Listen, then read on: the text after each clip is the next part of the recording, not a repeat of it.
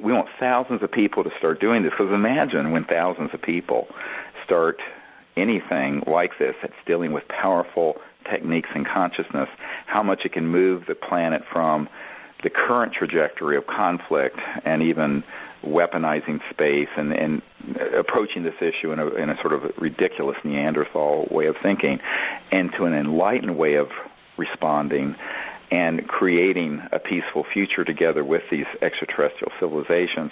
That, when you have thousands of people doing that, and we've trained thousands of people and others, so it just has a huge transformative effect.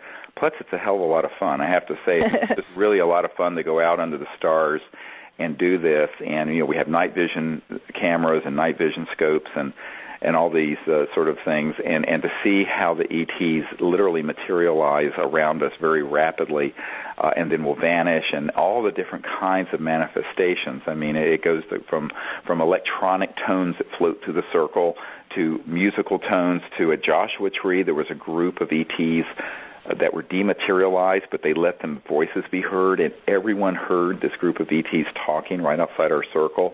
And then a few moments later, a photograph was taken of one of them floating above the chairs to the east of us.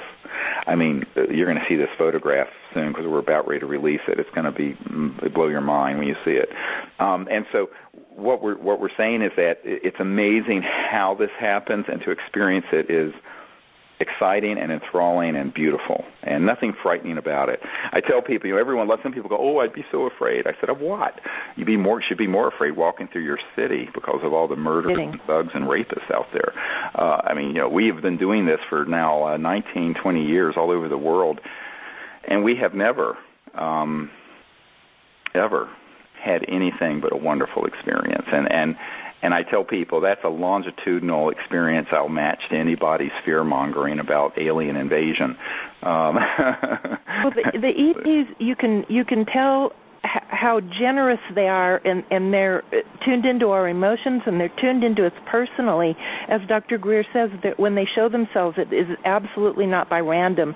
And just one little bitty story to illustrate is last year when we were at the Outer Banks, there was a man there who had been to the previous Joshua Tree expedition. He was from Canada, and at the Joshua Tree expedition we had such amazing Orion transmissions coming through our radar detectors. So he had bought a radar detector and traveled from Canada to come to this Outer Banks training, only had flight problems, and he missed that first night where we had this light on the beach and craft on the beach flashing at us for over an hour. And so he had asked the ETs in his mind to please do something with his radar detector, because he had missed this other encounter. And that whole week in the Outer Banks, the only sound we heard out of a radar detector that whole week was from his, and he had it between his legs sitting on his chair, and it went off in about a 6-second burst the first night he was there. I know it. And this, we've seen this sort of thing happen before, where there's just an amazing level of compassion, and they're wanting to include everyone in the experience. And this man was so pure-hearted, and he had been, I think, at one other expedition, I think in the last year. But he did miss that first night where all of these things happened. And I know that they were doing this to say, we're connected to you also. And because we had other detectors out there that were completely silent, right, except for his.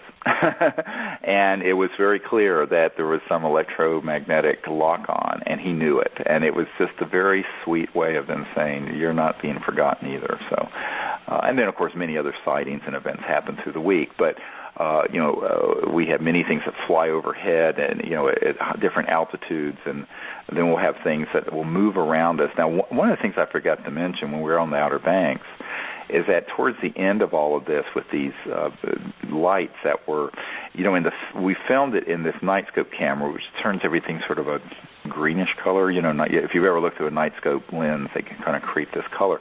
But with the naked eye, they were various colors. There was a teal green one, and there was a golden one, and there was a white light. Right. And these were, I'm quite convinced, separate ET entities that were in this sort of energy field that you could see and feel that was this craft that was resonating and phasing faster than the speed of light, but that was creating this energy effect all around us on the beach.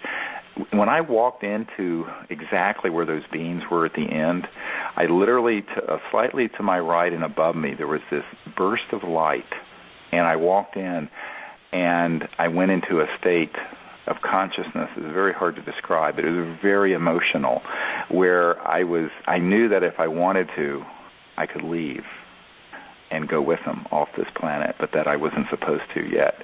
And it was kind of sad. I mean, not sad. It was sort of poignant, but very powerful and very emotional and beautiful. And interestingly, people who were behind me kind of saw me disappear.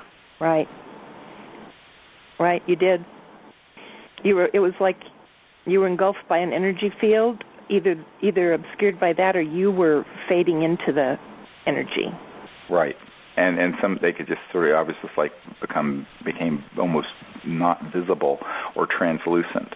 Right. Although, I certainly thought I was still very much physically here, but I was in this area that caused this sort of spatial shift and energy shift. It was very powerful and profound. And it was the next day that you and I were walking on the beach and we saw that craft, and it looked like an island in the Atlantic.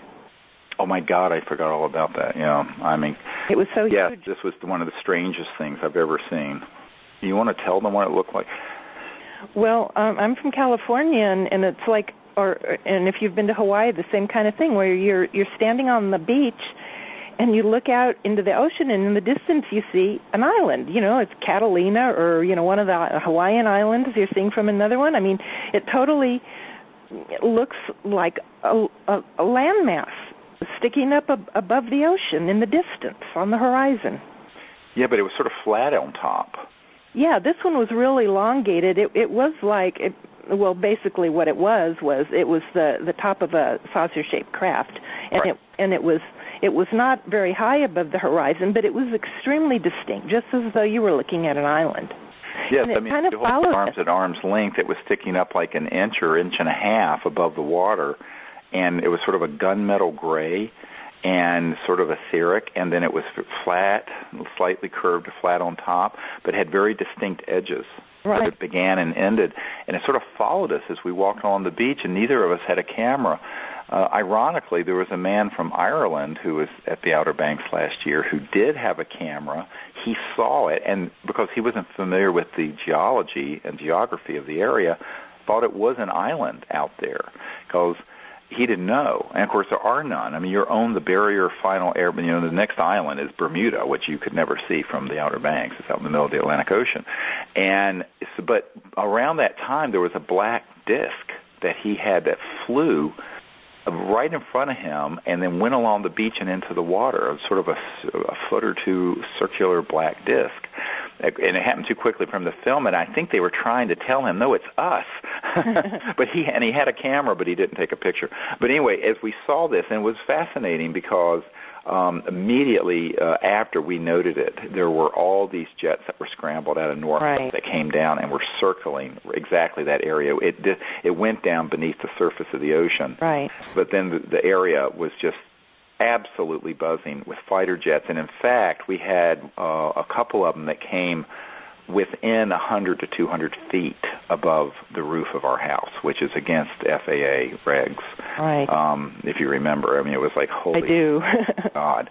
And if you look also on the DVD that goes with this new Contact book, Countdown to Transformation, Contact, that Raven Nabulsi had asked the ETs to connect to her awareness, and she has a camera that she would just, even if she didn't really see anything with her naked eye, she would feel it and take a picture.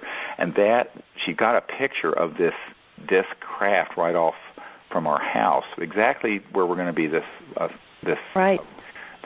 April, from the 11th to the 17th.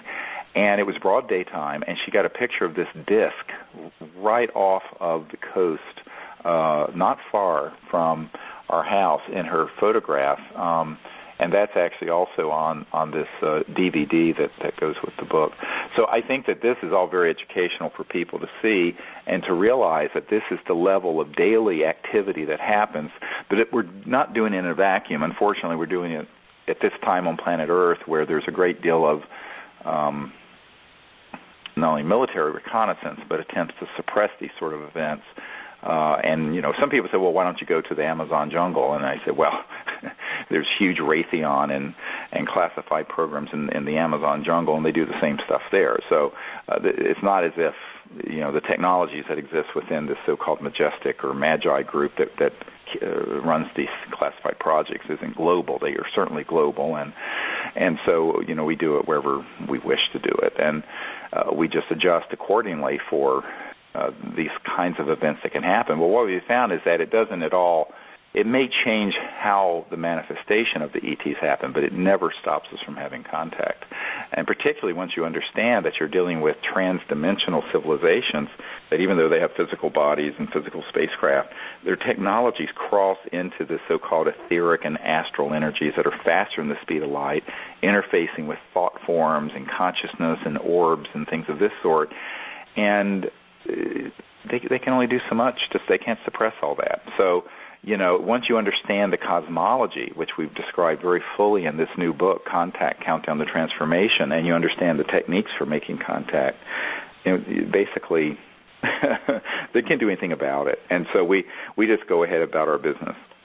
Someday it won't be an issue because we'll finally, have the world understand that we don't need to be taking a military stance in this area. But right now we have to live with the realities of the world that we have. So that's right. That is what we're working to change.